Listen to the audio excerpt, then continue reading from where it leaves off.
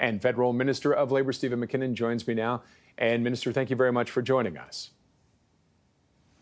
Good evening, Roger. You met with CPKC and the union today. How did that go? How optimistic are you?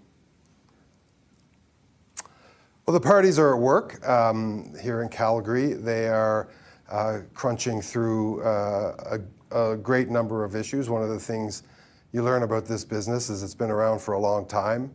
There are a lot of rules. There's a lot of history between the parties.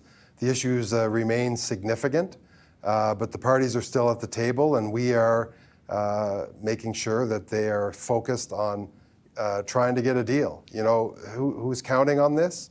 Farmers are counting on this. Unionized auto workers in Ontario are counting on this. Commuters in Vancouver, Toronto, Montreal are counting on this. Forest workers, potash miners, you name it. The consequences to the country are significant from an economic perspective. But will the government... What I wanted to do today was make sure... Sorry, go ahead. What I wanted to do today was make sure that the voice of those people was heard loud and clear at this negotiating table. These two parties have a responsibility that goes well beyond their own interests. The interests of the country are at stake, and people are counting on them to get a deal. So will the government step in if there's no deal and there's a strike or a lockout? Well, we're very focused on making sure these parties are very aware of the consequences of what they're doing, the work that's going on in Montreal and in Calgary right now. We believe in collective bargaining. We think the most enduring results come from negotiated agreements. This government has long believed that unions and employers need to sort out their differences at the table, so we're putting all of our energy into that. Is this not something, though, that should be considered an essential service? They're moving $1 billion worth of goods today. You were talking about it, food, industrial goods, key animal feed. Is this not something, a government's responsibility to avoid that lifeline being shut down for even a day? Well, there's no such thing in federal law as an essential service. The right to belong to a union, to bargain collectively, is enshrined in law. Of course, as Labour Minister, we have the Canada Labour Code, which helps us to guide these discussions. But at the end of the day, negotiated agreements are the way to go, and we're counting on these parties to take that job really seriously. But would you bring in back to work legislation if it does happen that there's a strike or lockout? You know, I'm not going to get into speculating, Roger, on what ifs right now, because plan A and the only plan remains for these parties to take their responsibilities and their duties to their customers, to Canadians, to employees, to other unionized workers extremely, extremely seriously, and to sit down and do the kinds of compromising that is required to get an agreement. But we are about 6 hours away from a what if. Would you consider the legislation?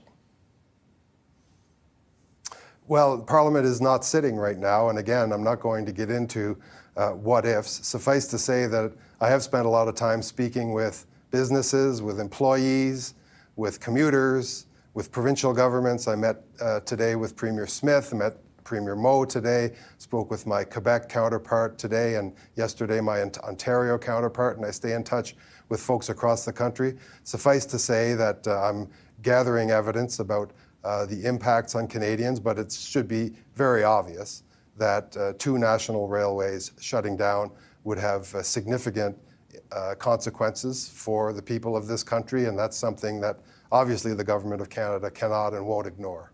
What about bringing this to the Canadian Industrial Relations Board for binding arbitration? You've got the premiers calling on you to do something. You've got in different groups, various organizations asking you to do something. Yeah, well, Roger, you're taking me through all of these what ifs. What I'm telling you is that the plan remains, and we are up against the deadline, as you point out, but the plan remains for these parties to get a deal. They have access to the best labor mediators in the world. The federal government has put at their disposal all measure of resource required to facilitate getting a deal. That's where we're pouring our energy right now. But it is a very possible what if, though. We're hours away from that. Yes, well, often agreements get negotiated at deadlines, and we are very much focused on helping those parties realize that a deadline is upon us. The hour to make some choices and hopefully some compromises is upon us, and I made no bones about the significance of the discussions that they're having. Canadians are expecting them to get a deal. Canadians expect these railways and these employees to come to a compromise and get back to work and serve Canadians and keep our economy moving. One last question before we go. The U.S. Secretary of Transport, who's going to speak tonight at the DNC, has said he's closely monitoring what's happening, tracking the flow of vital foods to the U.S. consumers and businesses. Should the federal government be worried about what our neighbor thinks of this, our biggest trading partner, $2 billion a day?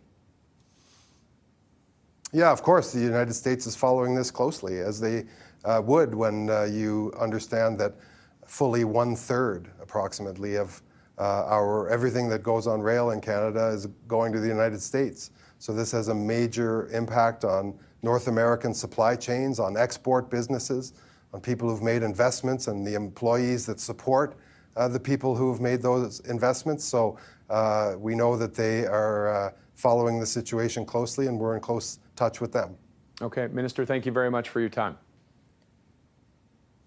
Thank you, Roger. Federal Minister of Labour Steven Mackinnon.